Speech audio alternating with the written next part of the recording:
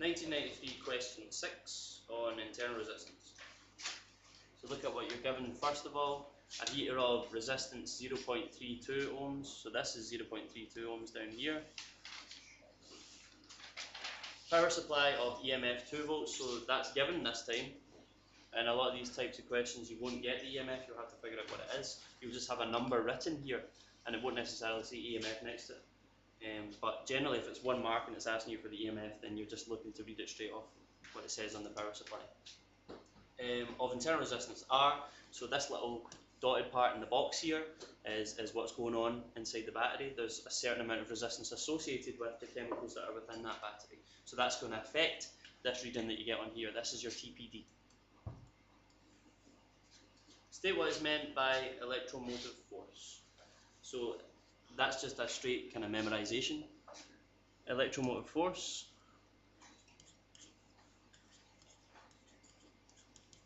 is the electron moving force.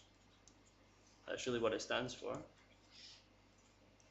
Electromotive force, or EMF, is the energy supplied to each coulomb of charge.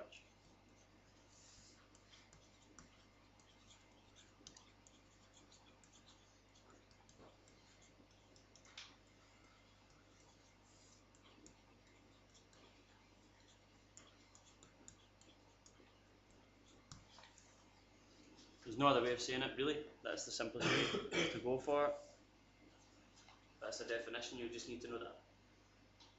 Part B, the power output of the heater is 8 watts. So you've got 8 watts in here.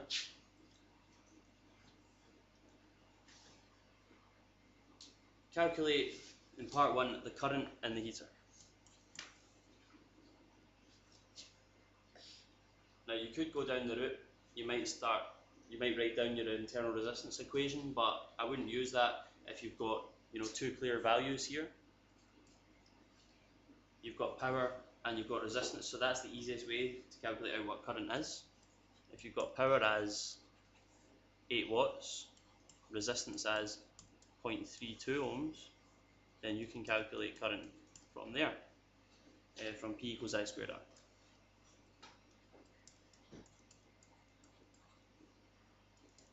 So you've got 8 I squared times 0.32. I squared is 25. So I is 5 amps. So you've figured out what sort of current you've got flowing through here. So you've got a 5 amp value flowing through there. So that 5 amps is going to flow through this resistor here with the voltmeter across it. It's also going to flow through the battery, the inside of the battery here, and through that internal resistance, which is due to the chemicals that are inside. Part 2. Calculate the reading on the voltmeter. Now we've already established that the reading on the voltmeter is the TPD, the terminal potential difference. Remember, that will be less than the EMF because of the internal resistance. We know what the current flowing through there is, and we also know what that value of resistor is. So there's no real need to write out the full internal resistance equation. We can just go for V equals IR. I times big R, where R is the external resistor. So 5 amps flowing through here, 5 amps flowing through everywhere in this circuit. That's the one constant in these types of questions. That 5 amps is flowing through a 0.32 ohm resistor, 1.6 volts.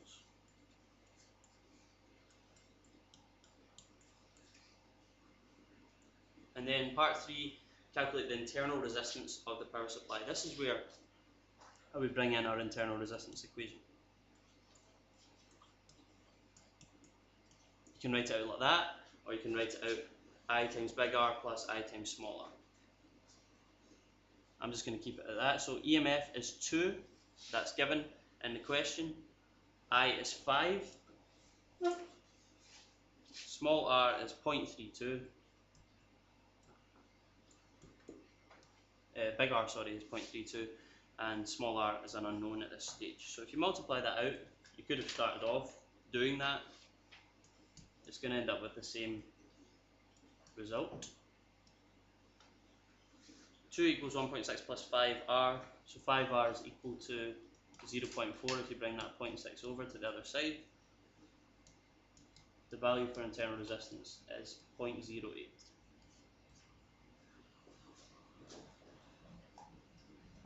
So all we've done in this second part here is take one part out of this equation, taking this I and this R out. Equally, you can do that with I and small r if you need to at any stage, if you're just calculating what the lost volts is.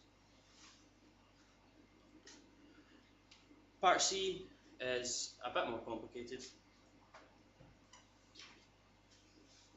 Another identical heater is now placed in the water and connected in parallel with the original heater. So it's going to have a power of 8 watts, it's going to have a resistance of 0.32 ohms as well.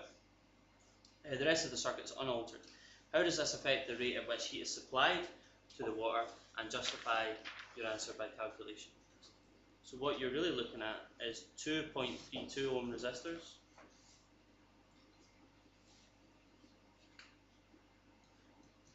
in parallel with each other. So if you're looking at the power that is being produced, you're going to need to calculate what the resistance of these two in parallel with each other is. So you should know that anytime you connect two resistors together of the same value, you're going to half the value every time you add another resistor. So that's 0.16 ohms for the resistance in parallel. You can then calculate out what the new current is using this value equation. So I is 0.16, that's your resistance in parallel, your external resistance, big R. 0.08, internal resistance stays the same, it tells you that in the question. So I is 8.33 amps. You've now got the change in current, because remember, if you reduce that resistance, then you're going to increase the current, and therefore you're going to affect everything else. You can then use P equals I squared R, like you did at the start. 8.33 squared times 0.16, because you're looking for the power that is dissipated within that within these resistors here. That will give you 11.1 watts. So you get 2 marks really, 1 mark for this equation here, 1 mark for this equation here, and then you're going to get a half mark or a further mark for the statement at the end. So how does this affect the rate at which heat is supplied to the water? The power is greater, so the heat supply is supplied to the water at a greater rate. That's what you're looking to say. Because power is a measure of how much energy is converted. Remember, P equals E over T, so it's energy provided per second. So the power is greater, the heat supplied to the water at a greater rate.